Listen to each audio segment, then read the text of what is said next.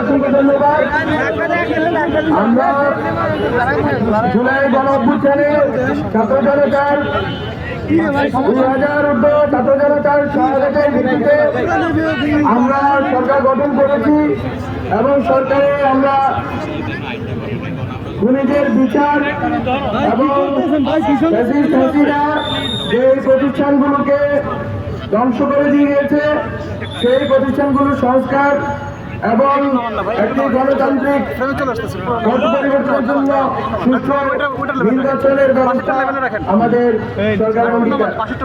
আমরা মনে করি বাংলাদেশের জনগণ গত 16 বছরের কাছাকাছি সময় হাসিনার দীর্ঘ স্বৈরাচারী এবং ফ্যাসিস্ট আমলে নিপীড়িত হয়েছে, বাচ্চাদেরকে গুম করা হয়েছে, মা বোনদের ধর্ষণ করা হয়েছে,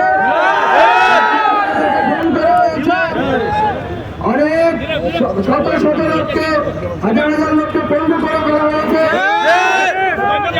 আমরা সকল রাজনৈতিক দল, ছাত্র সংগঠন, শ্রমিক সংগঠন, নারী সংগঠন, আলেম ওলামা সবাই মিলে এই ফ্যাসিস্ট হাসিনাকে উৎখাত করেছি। কিন্তু ফ্যাসিস্ট হাসিনা যেই ব্যবস্থার উপরে দাঁড়িয়ে যে প্রতিষ্ঠানগুলোকে কব্জা করে মানুষের উপরে গণহত্যা চালিয়েছে, নিপীড়ন চালিয়েছে, লুটপাট চালিয়েছে, ক্রম দর্শন করেছে, সে সকল প্রতিষ্ঠানগুলোকে সংস্কার ব্যতীত আমরা যদি ন্যূনতম সংস্কার না করে নির্বাচন করি তাহলে এই প্রতিষ্ঠানগুলো থেকে যাবে এবং জনগণ কখনোই বৈষম্য এবং নিপীড়ন মুক্ত হতে পারবে না।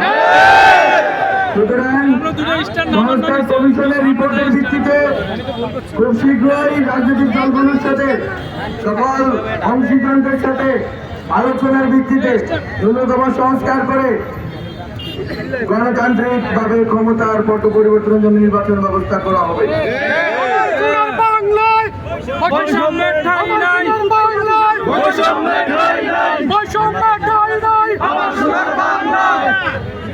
আমাদের আমি শুনতে পেয়েছি হাজীগঞ্জের 4 জন শাহাদাত বরণ করেছেন, তাদের স্মৃতির প্রতি শ্রদ্ধা জানাই এবং যারা আহত আছেন তাদের প্রতি আমি শুভকামনা জানাই যে তারা সুস্থ হবেন এবং তারা আমাদের এই লড়াইয়ে থাকবেন।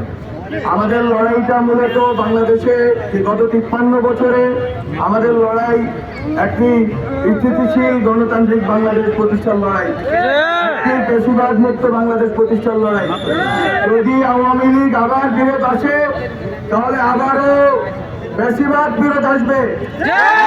আপনারা জানেন 1975 সালের এই দিনে 25শে জানুয়ারিতে শেখ মুজিবুর রহমান সাহেব বাকশাল প্রতিষ্ঠা করে বাংলাদেশের সকল গণতান্ত্রিক অভিযাত্রাকে নস্যাৎ করার অপচেষ্টা করেছিলেন এবং সেই বাকশাল নির্বিচার ওই সময়ে বাকশাল প্রতিষ্ঠার পূর্বপর অনেক বিরোধী নেতৃবৃন্দকে, কয়েক হাজার বিরোধী নেতৃবৃন্দকে শেখ মুজিবুর রহমান খুন করেছিলেন।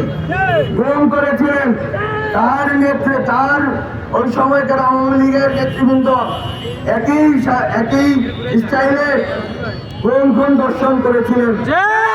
আমরা শেখ হাসিনার শাসন আর বাংলাদেশে চাই না। বাংলাদেশে আওয়ামী লীগের সেই ফ্যাসিবাদী ব্যবস্থা আর চাই না। আমরা চাই বাংলাদেশ পন্থীদের হাতে থাকবে, বাংলাদেশে দিল্লি পন্থীদের কোনো স্থান আর হবে না।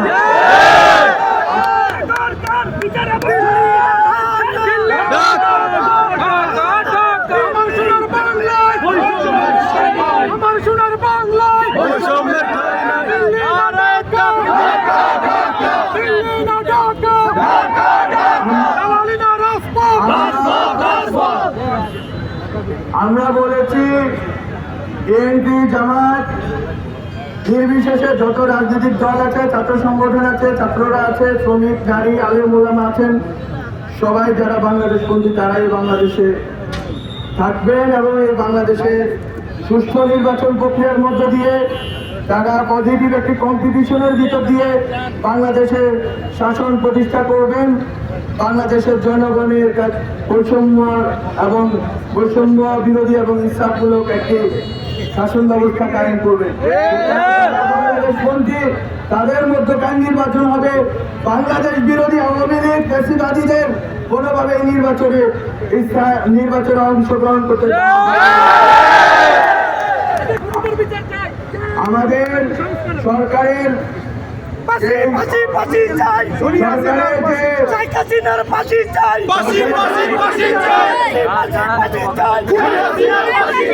সরকারের অগ্রাধিকার এবং অবশ্যই সকল বাংলাদেশপন্থী রাজনৈতিক দলগুলোর অংশগ্রহণ একটি সুষ্ঠু নির্বাচন উপহার দেওয়া বাংলাদেশকে গত 16 বছরে যেটা সম্ভব হয়নি।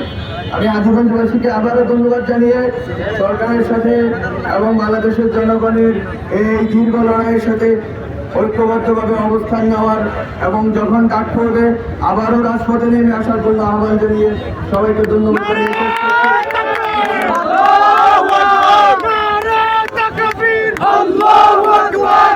সম্মানিত উপদেষ্টাকে